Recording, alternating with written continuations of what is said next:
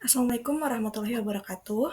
Pada kesempatan ini saya akan mempresentasikan materi mengenai perilaku konsumsi berkelanjutan, khususnya perilaku pembelian ramah lingkungan pada konsumen muda dan sivitas akademika. Tema ini saya ambil untuk judul yang saya ambil yaitu Green Consumer Behavior, perilaku pembelian ramah lingkungan pada konsumen muda.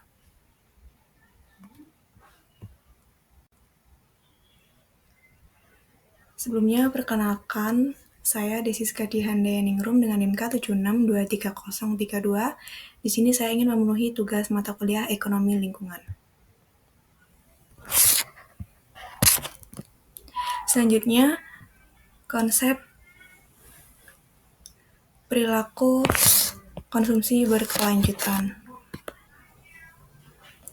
Perilaku konsumsi berkelanjutan atau konsumsi hijau adalah perilaku membeli, menggunakan, dan membuang produk dengan mempertimbangkan dampaknya bagi lingkungan. Konsumsi berkelanjutan cenderung memilih produk yang aman, hemat energi, dapat didaur ulang, atau menggunakan bahan alami.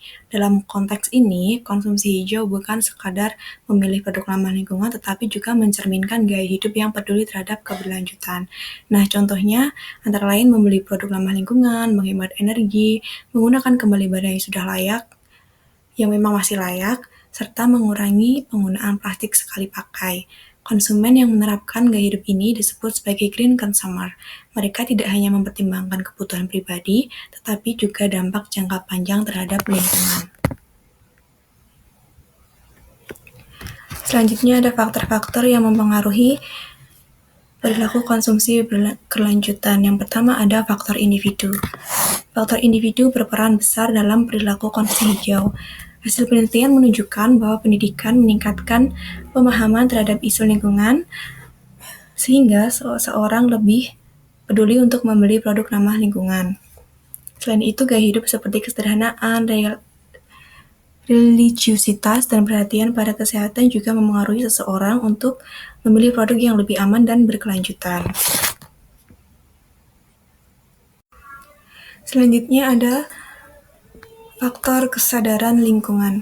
Kesadaran lingkungan merupakan kunci utama dalam terbentuknya perilaku konsumsi hijau. Orang yang memahami dampak negatif konsumsi berlebihan terhadap lingkungan cenderung lebih berhati-hati dalam membeli barang.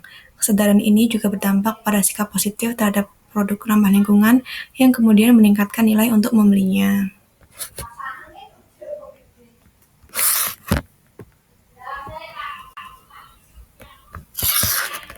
Lalu faktor yang selanjutnya adalah peran media, iklan, dan influencer. Media digital dan iklan serta influencer memberikan pengaruh besar terhadap pola konsumsi generasi muda. Pesan-pesan pemasaran yang menonjolkan manfaat lingkungan dan kesehatan terbukti lebih efektif dalam menarik minat konsumen. Lalu untuk faktor yang selanjutnya yaitu pengaruh teman dan komunitas. Lingkungan sosial seperti teman, organisasi, kampus, dan komunitas peduli lingkungan juga mempengaruhi perilaku konsumsi hijau. Ketika seseorang berada di lingkungan yang mendukung gaya hidup berkelanjutan, mereka akan lebih mudah menyesuaikan diri. Contohnya itu program kampus seperti bank sampah, kampanye hemat energi, dan lomba kreativitas daur ulang membuat mahasiswa lebih terbiasa menerapkan perilaku ramah lingkungan dan kehidupan sehari-hari. Adapun contoh perilaku berkelanjutan yang pertama adalah menghemat energi dengan mematikan peralatan elektronik saat tidak digunakan. Yang kedua, mengurangi penggunaan plastik sekali pakai.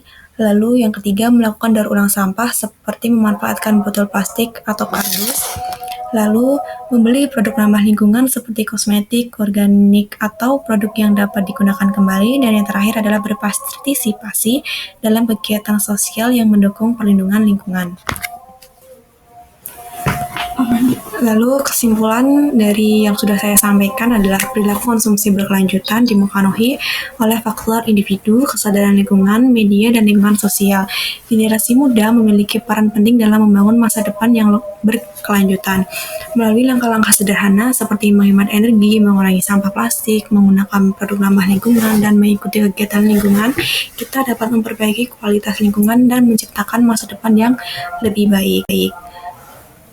Selanjutnya ada pun rekomendasi. Yang pertama, kampus perlu meningkatkan pendidikan lingkungan dan menyediakan fasilitas ramah lingkungan seperti bank sampah dan area pengolahan sampah.